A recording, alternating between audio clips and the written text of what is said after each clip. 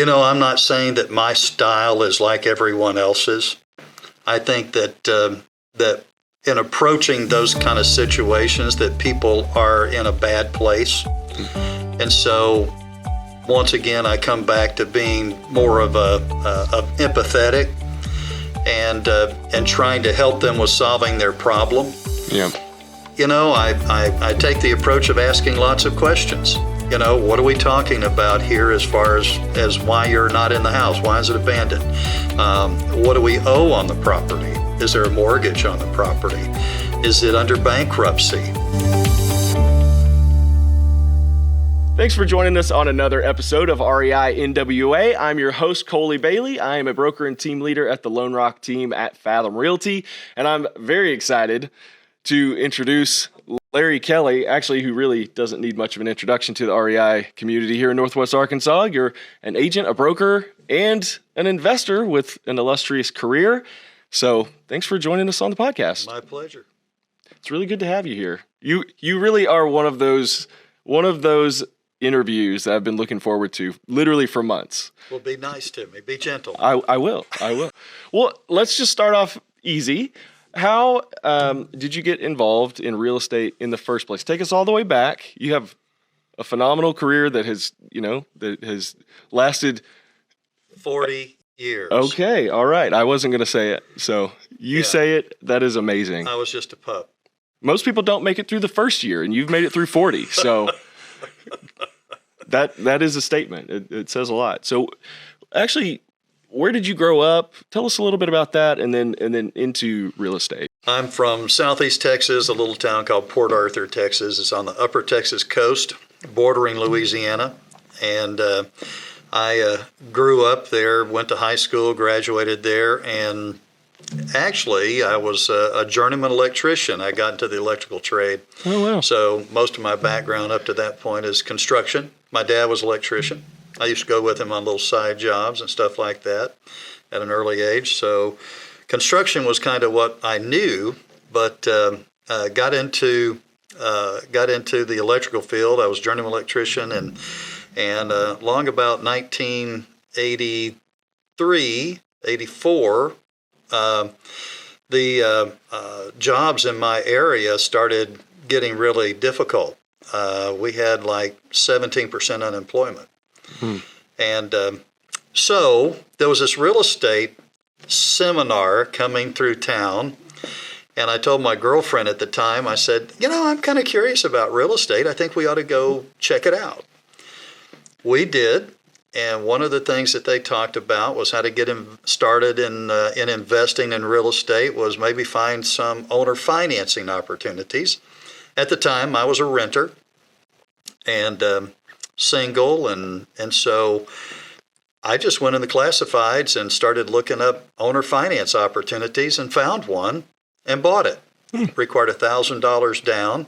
$1,000 down, and the real sales price I think at the time was like $21,000. Oh wow! So I bought this fixer upper with $1,000 down and started making payments and working on fixing it up. And thankfully, with my real estate, my construction background, I did most of the work myself and learned a lot, from putting new cabinets in to redoing walls. And I came from a heating and cooling background also, so I put in a new HVAC system and did all those things, and real hands-on. And then when the market really tanked as far as construction, I decided to try my hand at real estate and ended up in Austin, Texas. All right. Wow.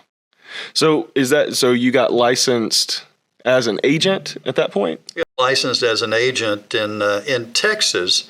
I went to work first for a new home builder and was looking to do model home sales and that type of thing. But about the time I finished my training, they diversified the company and broke it into new home sales and resales. I decided that resales offered me more opportunities, so I joined that part of the company. Still continued to sell new homes for the builder, but I could do everything. Yeah, because you could sell new and you could sell the retail and right. resale market. Yeah. And joining that group was one of the most important things, I think, in launching my career in real estate, because they had a 6-week intensive training program. And coming from a construction background, I didn't know anything at all about sales. And so they walked me through handling ad calls, overcoming objections, 6 weeks of intensive training. And I tell people, sort of tongue-in-cheek, that I came out of there a lean, mean selling machine, and I would make you buy or cry. But I did go at it pretty strong. I was pretty broke by the time that I finished that training course, and so it was time to go to work, right. And I did. All right. Wow.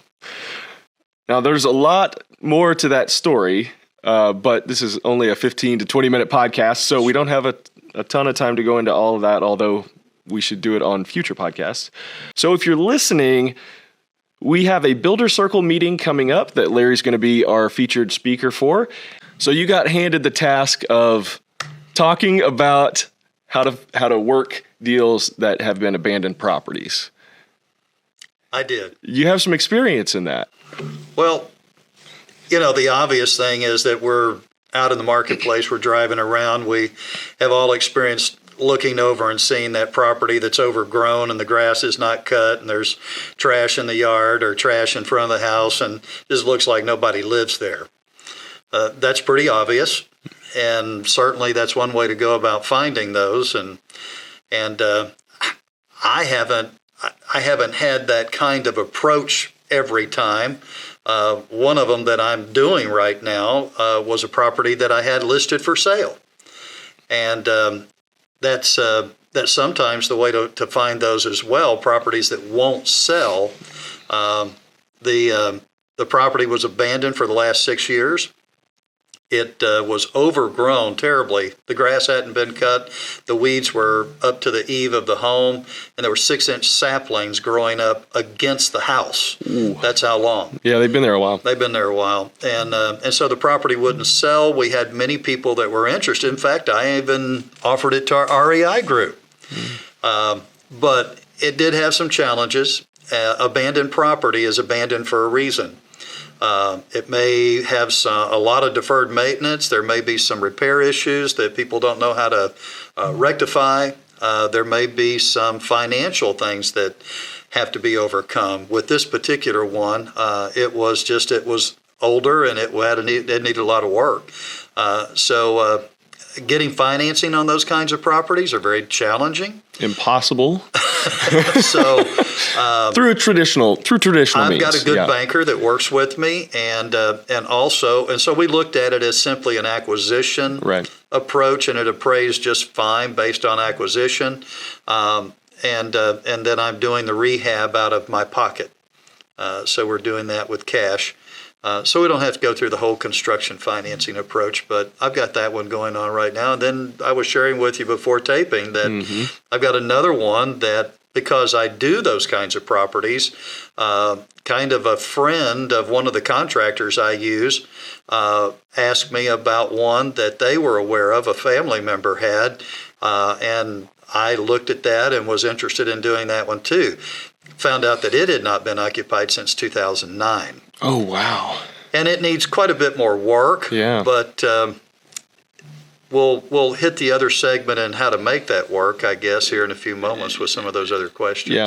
Well, one of the things that we were talking about before we started filming today was that you don't do any fancy, digital marketing techniques to do that, or, tons of mailers or things like that. All those, it seems like everybody's trying to crack the code on how to do this with marketing, without the boots on the ground and without the network.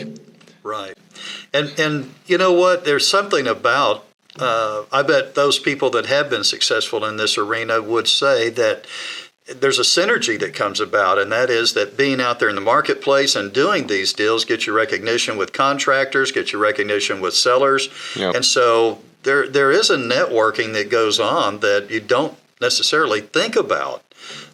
It's not that mailers and marketing like that don't work. It certainly will get your name out there, but just growing that reputation and knowing that you're a remodeling contractor and you're a remodeler investor and that Right. you're not afraid of those things. And it's just like I've said in some of my other seminars, and that is that I consider myself a problem solver. And so much of the time, people that have real estate run into a problem and they don't know how to solve it.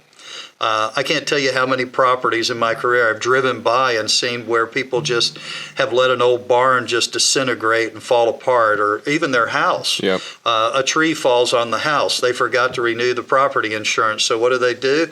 They go and get a single-wide mobile home financed, brand new, and they pull it onto the property, and they just let the old house fall down and crumble. Yeah. They don't know how to fix the problem. Right.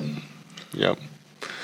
Yeah, so much of it comes down to being able to spot problems and then solve them when they're solvable. Because at a certain point, it's not really solvable. There definitely is a point where you just tear it down. Right. Yeah. True. Yep. And if they've been abandoned for an extended period of time, sometimes that is the smartest thing. Yeah. All right. So what sort of mindset should you have going into the negotiations with the seller? And how should we be thinking of that as an investor, again, in that problem-solving mindset?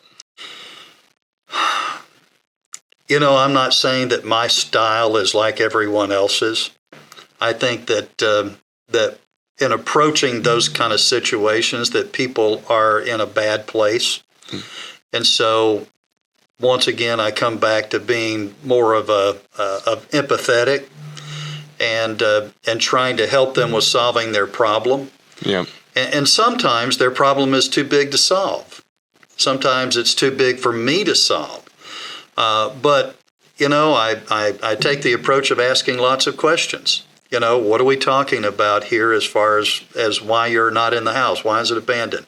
What do we owe on the property? Is there a mortgage on the property? Is it under bankruptcy?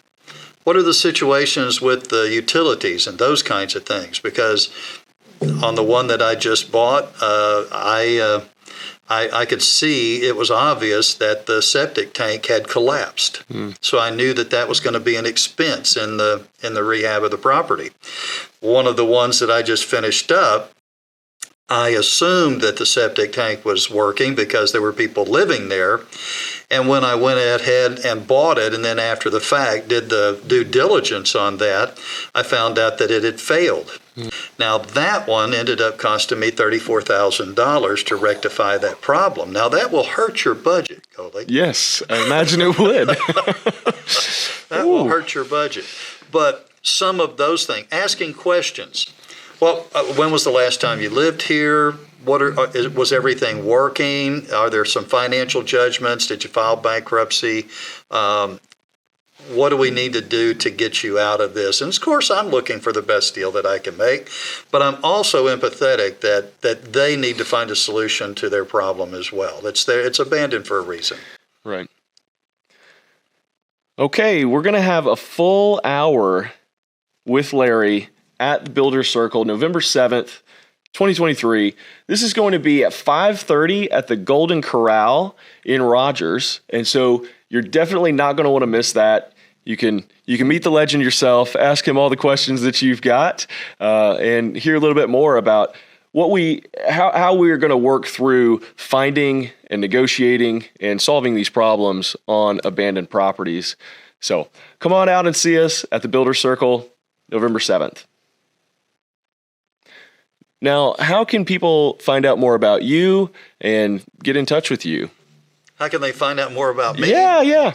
Oh, come on to the program and we'll talk about it. Okay. Do you have a website you want people going to? I don't have a website, Colley. But no. you have signs. You have giant signs all over Northwest Arkansas. I am a real estate broker, and I have a real estate company, Larry, Kelley & Associates Realty. We've got about 5 agents that work under my license and that are out there hustling and are go-getters all the time. And so, yeah, we do have that part of the business that goes on. I more and more have ventured into being a principal rather than a broker in some cases, although I still have a lot of repeat clients that I'm happy to work with. And Kathleen often gets me involved in, doing seminars and those kind of things. So I would just say for anyone interested that REI puts on some great seminars that I actually participate and do from time to time. And those are all recorded, and those are available to folks being members of REI or non-members of REI. Mm-hmm. So contact REI about the next one coming up. Yeah. Well, now what about Larry Kelley and Associates? If somebody has a real estate deal, they want to talk to your team, is there a phone number that they should be calling? Sure. The office number is 479-273-2300. All right. Thanks so much. All right, partner. Good to be with you. I'm really glad we got to do this. There'll be more to come. There will be, I'm sure.